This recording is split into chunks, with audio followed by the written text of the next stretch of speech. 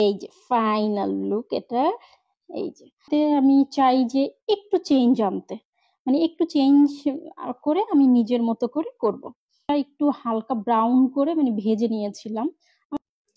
Hello, আসসালামু আলাইকুম। আশা করি সবাই ভালো আছেন, আমিও ভালো আছি।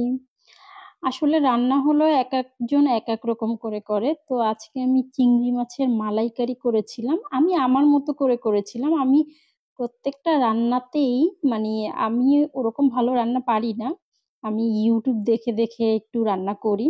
তো আমি প্রত্যেকটা রান্নাতে আমি চাই যে একটু চেঞ্জ আনতে, মানে একটু চেঞ্জ করে আমি নিজের মতো করে করব।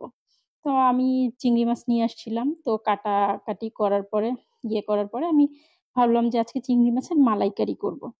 তো এক একজনে এক এক রকম করে রান্না করে, আমি আমার মতো করে রান্না করেছি। কিচ্ছু না, মানে ঘরে থাকা আমার ঘরে যেই জিনিসগুলো ছিল ওই জিনিসগুলো দিয়েই আমি করে ফেলেছি। আমি এখানে ঘি দিয়েছিলাম, তেল তেল ঘি আমি মিক্স করে নিয়েছিলাম। আর কাঁচামরিচ, তারপরে কাজু বাদাম, নারিকেল, ধনিয়া পাতা, এই তো একটু গুঁড়ো দুধ, মানে এগুলো দিয়ে আমি জাস্ট করে ফেলেছিলাম। আমি চিংড়ি মাছটা কেটে ধুয়ে সুন্দর করে একটু ভেজে নিলাম। নেওয়ার পরে এই যে আমি মশলাটা করলাম। আমি মশলাটা তো একবার বলেছি যে আমি কি কি দিয়েছি। কাজু বাদাম, কাঁচামরিচ, তারপর আমি পেঁয়াজটা একটু হালকা ব্রাউন করে মানে ভেজে নিয়েছিলাম। আমার মনে হয়েছিল যে এরকম যদি আমি দিই তাহলে ভালো লাগবে। নারিকেল, ধনিয়া পাতা এগুলো আমি এই যে সব দিয়ে দিলাম। দিয়ে আমি এগুলোকে সব কিছু সুন্দর করে ব্লেন্ডার করে নিয়েছি, মানে একটা পেস্ট করে নিয়েছি। পেস্ট করে নিয়ে নেওয়ার পরে এই যে পেস্ট করছি, পেস্ট করে নেওয়ার পরে আমি কিচ্ছু করব না, জাস্ট আমি তেলটাকে গরম করব। তেল আর দিব, আমি কি বলে এটাকে, একটু ঘি দিব। দেওয়ার পরে আমি এই মশলাটাকে জাস্ট আমি ভাজবো। উম, যখন তেলটা ছেড়ে দিবে তখন আমি চিংড়ি মাছ দিয়ে দিব।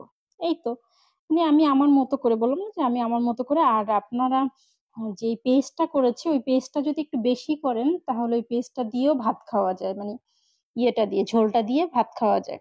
আমি পেস্টটা একটু বেশি করেছিলাম যেন আমি 4 পিস চিংড়ি মাছ ছিল, যেন আমি মানে ঝোলটা দিয়ে আমি খেতে পারি। এই তো, তারপরে আমি একটু তেল একটু ঘি ওটা দিয়েছিলাম। আসলে অনেক বাজার করেছিলাম তো, মানে এর জন্য আমি ভিডিওটা আসলে কোটা বাছা এগুলো দিতে পারিনি প্রপারলি। এর জন্য মানে একটু মানে কোটা, তারপরে যে আমি তেলের সাথে যে আমি ঘিটা মিক্স করেছিলাম ওইটা, মানে কিছু কিছু জিনিস আমি আসলে ভিডিওর ইয়েটা নিতে পারিনি। তারপরে এই যে আমি ওই পেস্টটা দিয়ে দিয়েছি। দেওয়ার পর আমি এটাতে হলুদ না দিলেও হয়, তবে আমার মনে হয়েছিল আমি একটু হলুদ দিই। হলুদ দিয়েছিলাম, আমি একটু মরিচের গুঁড়ো দিয়েছিলাম, মানে আমি ঝাল খেতে চেয়েছিলাম এর জন্য আমি হলুদ মরিচের গুঁড়ো আমি দিয়েছিলাম। আমি কিন্তু এই চিংড়ি মাছটাতে মানে আদা রসুন এগুলো কিচ্ছু দেয়নি আমার জানা মতে না। কি বলে, ইলিশ মাছ, চিংড়ি মাছ এগুলোতে আসলে আদা রসুন না দেওয়াটাই আমার মনে হয় বেটার। আর আমি আসলে কোনো মাছ রান্না করলে আমি আদা রসুন দেই না। যদি অনেক বড় মাছ হয় সাগরে, সেই ক্ষেত্রে আমি একটু আদা রসুন আমি ব্যবহার করি সামান্য। এছাড়া আমি কোনো মাছেই আমি আদা রসুন দিই না, আমি নর্মালি আমি করি, রান্না করি। তারপরে এই যে যখন তেল ছেড়ে দিয়েছে আমি চিংড়ি মাছটা ঢেলে দিয়েছি। আর পা ছিল, আমি এই চিংড়ি মাছের পা গুলো আসলে কখনো খাইনি, তো আজকে একটু বড় বড় মনে হয়েছিল, আমি নিলাম যে দেখি আসলে খেতে কেমন লাগে। তারপরে এই যে তেল ছাড়ার পর চিংড়ি মাছটা দিয়ে দিয়েছি, একটু নাড়াচাড়া করব। করার পরে আবার একটু মানে কিছুক্ষণ রেখে আমি একটু দুধ দিয়ে দিয়েছি, লিকুইড দুধ আমি করে দিয়ে দিয়েছি। এই যে তারপর যখন হয়ে গেছে রান্না, অলমোস্ট আসলে ডান রান্না।